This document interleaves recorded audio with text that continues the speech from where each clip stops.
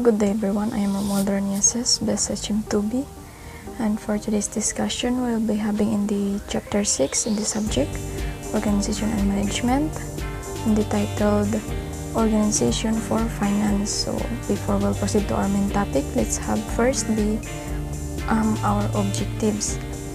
To know the functions of a finance, to differentiate and compare the various methods which a single proprietorship, a partnership, and a corporation may use to raise a capital, to locate the different kinds of credit, and to explain the differences between stocks and bonds. The financial function. So essentially, financial function concerned with the management of monetary affairs with the raising and expending of money.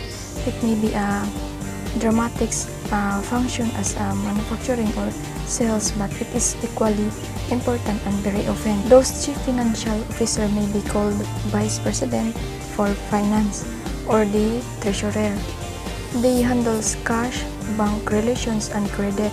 They prepares the cash budget, annual report to stockholders, and payrolls. So we have also here the treasurer suggests the distribution of profits, the payments of dividends, flowing back of earnings into the business, investment in stocks and bonds, the capital pool or savings and investments.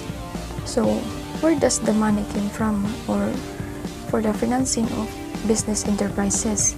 Savings are generated directly and indirectly by individuals, businesses, enterprises, institutions, and governments.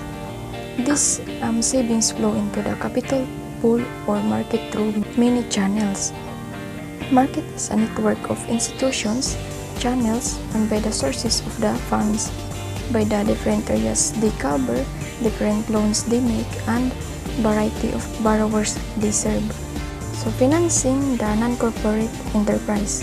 In the case of single proprietorship and partnership, the initial capital comes from the individuals directly interested, and also it may contribute the actual land, buildings, machinery, and materials needed to make up the practice of capital of the business.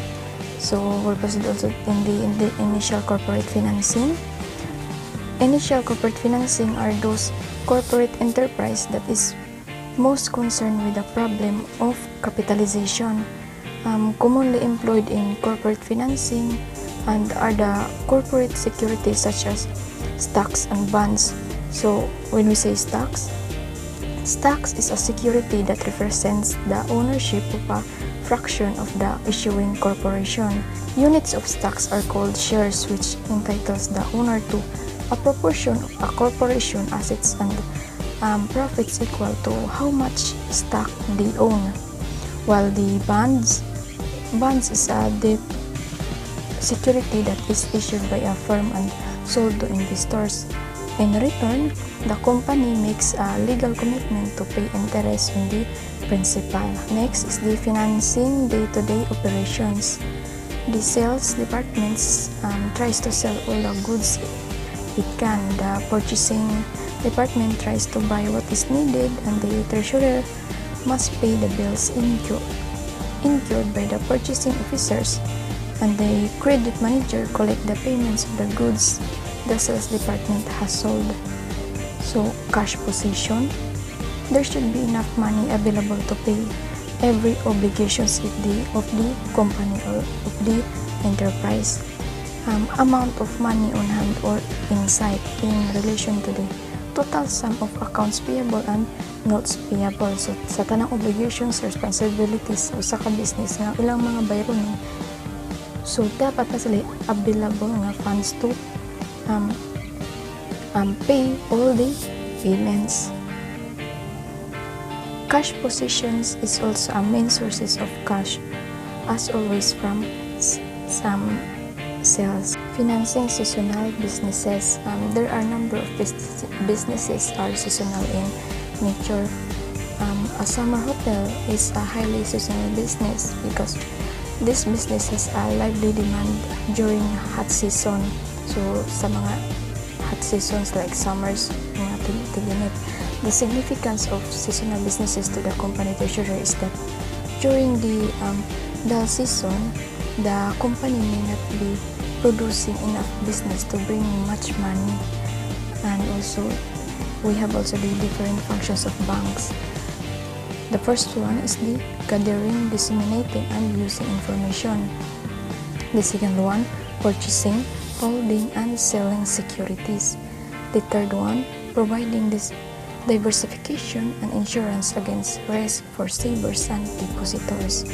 Or the number 4, increasing liquidity and hold other claims. And the last one is the number 5, explain the different kinds of credit.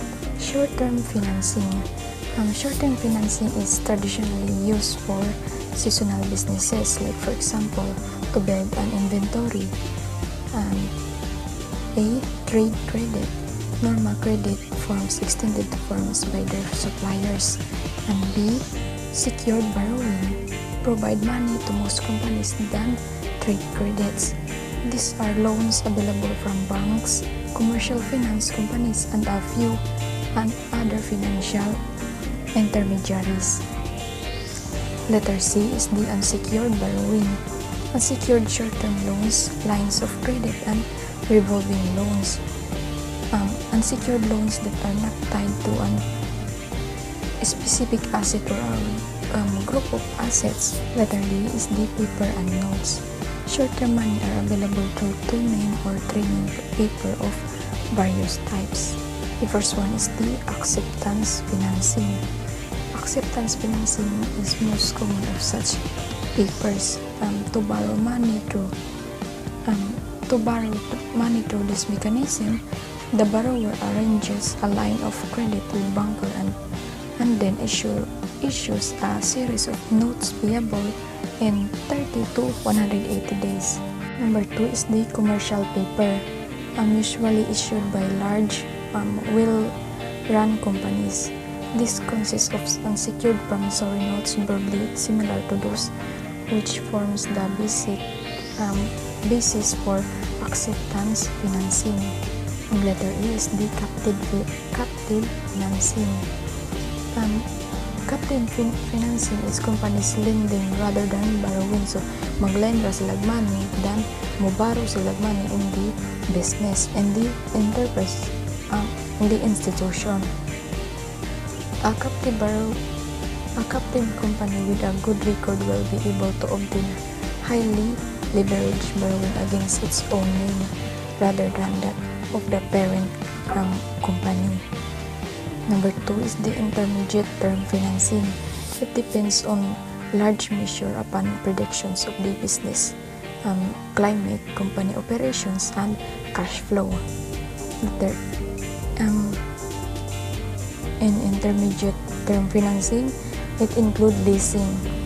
Leasing is one of the more popular methods of obtaining intermediate financing, or long-term financing involves the use of leases.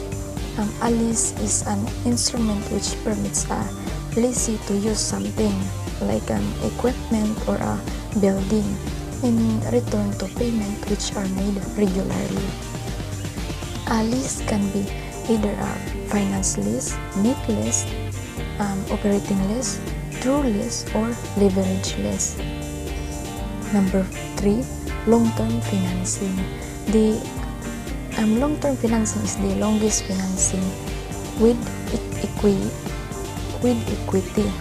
which occurs when investors turn over cash, and it includes debentures and bonds. Debentures are by far the largest volume of long-term funds is made available to companies in the forms of term loans, either secured or unsecured.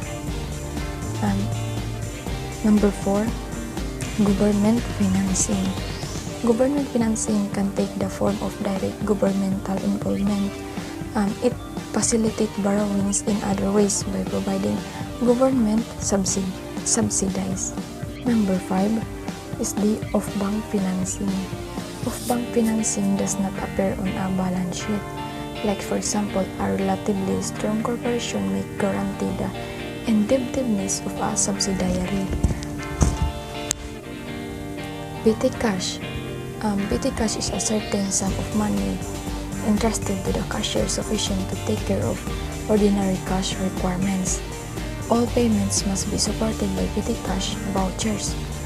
The amount of cash is replenishable to affect continuous necessary payments. Paying for good purchase. When the company buys goods from others, it receives a bill or invoice from the goods purchased. Ang bayad ko, kung magpalit sila ng goods, so may bayad sila silang ipalit. Checking is done in order to be sure that the goods have been received. Company pays all bills through the treasurer, and the treasurer is responsible for seeing to it that no payment is made that has not been properly checked, verified, and approved. Maintaining bank balances. Checking accounts by banks involves considerable expense on the part of the bank. To offset part of this expense, the methods commonly used are the minimum balance requirements and the measured charge. Estimating cash requirements. How could the treasurer know how much money is to be required at any stated time in order to have the needed funds available? So, cash requirements include for employee payroll, which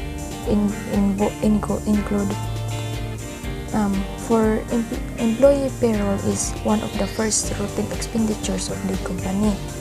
Payrolls have to be met every week or every 15th or every end of the month. Payrolls comes regularly, and workers and employees are to be paid without delay. Payrolls may be in three forms, namely the regular salary less the hourly wage and the base rate. Number 2 is for utility service, like telephone, telegram, light, power, and bill, and paid monthly. Number 3 is for convert purchases, invoice purchases. When the treasurer is consulted before proposed purchases are consummated, he will know in advance when the invoices will be done and can plan accordingly. Number 4, for non-routine expenditures, unusual expenditures such as the purchase of special equipment or items that may be amount to more than a stated sum. The company commitment. Company commitment entered on a commitment sheet, which shows to the treasurer at all times how much money is to be paid out and when. Sheet must be always consulted before additional commitments are approved. The budget. A budget plan that estimate of expected income and expenditures. Detailed budget plan showing where the money is coming from and where it will go. Budget is a statement of objectives in terms of specifications. It sets goals to be attained in sales, expense, production, manufacturing, profits, and so on. So, here's the purposes of budget. The first one is the planning. Planning is a systematic and unified plan of activities for designated periods of operation. Number 2 is the control, a standard of measurement of results against which variations from previous plans became evident. Number 3 is the coordination. Activities become a part of a plan for the enterprise as a whole. Protecting the securities of the company. Protection of the company's property is another function of the treasurer. Securities of company are kept in the company's own safe vaults or in the safest place vaults of a bank. Treasurer or any authorized assistant have access to the safe deposit vaults in the company's own, managing the real estate of the company. Treasurer must see to it that the taxes of real estate and buildings are paid when they are due. The rents are collected if there are tenants, and the repairs made when it is necessary, and the insurance taken out and renewed.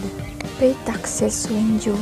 Payments of taxes due on the company's property should not escape the attention of the treasurer. Each year, company is billed for local taxes on its property. Bills for collection may be lost in the mails or missent. If any bills is not received when expected, inquiry should be made. See that the rent are collected. Tenants are up to date in the payment of rent. So, up to date ang mga tenants when it comes on collection of the payments. Dili sila ma-delay, on time jud sila. Then every experience, credit manager knows that the longer a debt remains unpaid, the harder it is to collect. Kay kung magkadugay nga dili sila magbayad, magkataas ang ilang bayronon, magkadako ang ilang bayronon sa isa ka rent or sa isa ka rentahan, magkalisod sadya sa pagkolekta sa maunga bayronon nila kay nagkadaghan, nagkapundo, nagkabugat na ang ilang mga bayronon. The landlord who gets around promptly every after payday of the end of the month will have fewer unpaid rents than the one who is lax in his collection. Leasing company owned property. Leasing company owned property is another responsibility of the treasurer. It is necessary that leases are drawn properly and the company's interest is protected. Renewal or termination of leases may involve notice within a stated time.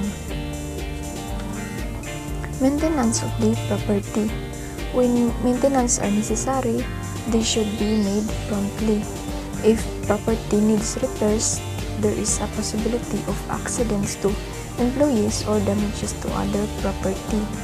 If the property is occupied by a tenant, inquiries resulting from failure to repair may lead to a damage suit. Adequate and timely maintenance of property will avoid the necessity of extensive and expensive repairs. Insurance protection.